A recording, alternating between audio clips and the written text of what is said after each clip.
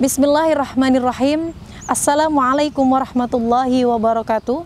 Alhamdulillah, wassalatu wassalamu ala rasulillah Sayyidina Muhammad ibn Abdillah wa ala alihi wa sahbihi wa mawalah, amma ba'd.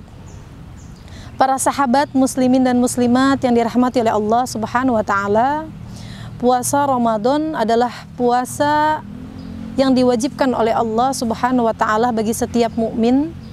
Oleh karenanya seorang mukmin berakal dan balik namun dengan sengaja tidak melaksanakan ibadah puasa di bulan suci Ramadan, maka baginya telah melaksanakan dosa besar. Nauzubillahi min zalik. Bahkan di dalam riwayat lain dikatakan, manakala ada seseorang yang tidak melaksanakan ibadah puasa di bulan suci Ramadan dengan sengaja, maka baginya adalah kerugian yang ia peroleh. Sahabat muslimin dan muslimat yang dirahmati oleh Allah subhanahu wa ta'ala, namun Allah subhanahu wa ta'ala memberikan keringanan bagi orang-orang yang memang tidak mampu berpuasa di bulan suci Ramadan. Sebagaimana dalam Quran surat Al-Baqarah ayat 184 dikatakan, A'udzu billahi minasyaitonir rajim. Bismillahirrahmanirrahim. Ayyaman ma'dudat faman kana minkum maridan aw 'ala safarin fa'iddatu min ayyamin ukhar wa 'alal ladzina yutiqunahu fidyatun ta'amun miskin faman tatawwa'a khairan fahuwa khairul lah wa antasumu khairul lakum in kuntum ta'lamun. Maka makna dan arti menurut Imam Syekh An-Nawawi Al-Bantani dalam kitabnya At-Tafsirul Munir dikatakan ayyaman ma'dudat, bahwa puasa di bulan suci Ramadan sudah ditentukan oleh Allah Subhanahu wa taala, yakni salasina yauman wa hiya Ramadan, yaitu kita melaksanakan ibadah puasa selama 30 hari di bulan suci Ramadan. Kemudian di ayat selanjutnya, faman kana minkum maridon, dan barang siapa di antara kalian yang sakit, manakala seseorang ketika melaksanakan ibadah puasa akan mengakibatkan madorot, terganggunya kesehatan yang fatal, maka diperbolehkan untuk tidak berpuasa. Kemudian di ayat selanjutnya, au ala safarin, dan diperuntukkan untuk orang-orang yang musafir. Para ulama mengatakan bahwa orang-orang musafir yang menempuh jarak minimal 84 km, maka baginya fa'iddatu min ayyamin ukhar.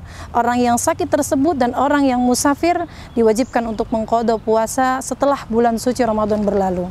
Kemudian di ayat selanjutnya, wa 'alal ladzina yutiqunahu, dan atas siapa saja yang berat melaksanakan ibadah puasa di bulan suci Ramadan. Di sini yang dimaksud adalah Syekhul Kabir, yaitu orang tua yang sudah sangat tua renta, kemudian juga orang yang sakit dan tidak ada harapan untuk sembuh, bahkan dikatakan maradul maut, yaitu penyakit yang menghantarkan kepada kematian, maka baginya boleh untuk tidak melaksanakan ibadah puasa di bulan suci Ramadan, namun fidyatun, yaitu dengan cara membayar fidyah.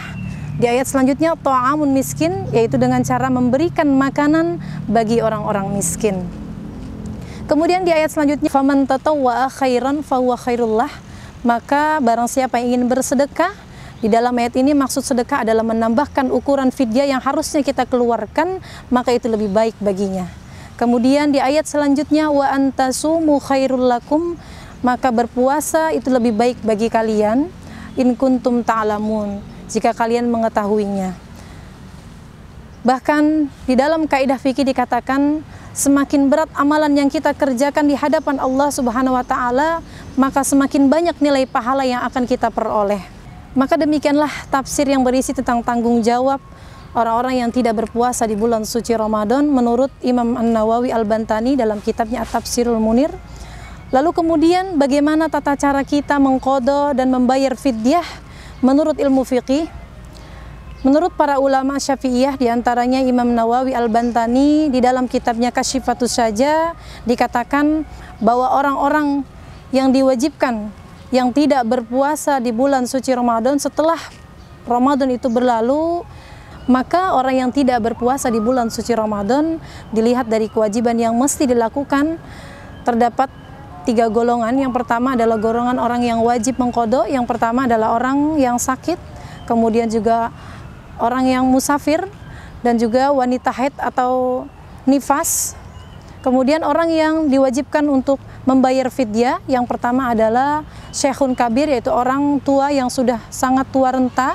Kemudian orang yang sakit namun tidak ada harapan untuk sembuh lagi, maka diwajibkan untuk membayar fidyah saja. Kemudian golongan yang selanjutnya adalah golongan orang yang wajib mengqadha dan juga membayar fidyah. Di sini para ijtihad ulama mengatakan yaitu ibu hamil dan juga ibu menyusui.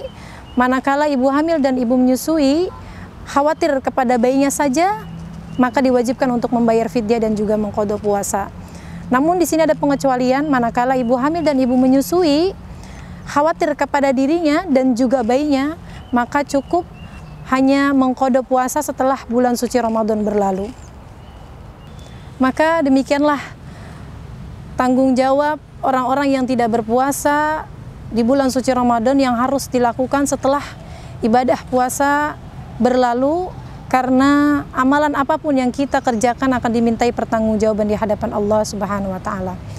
Akhirul kalam, billahi taufiq wal hidayah, wa ridha wal inayah. Assalamualaikum warahmatullahi wabarakatuh.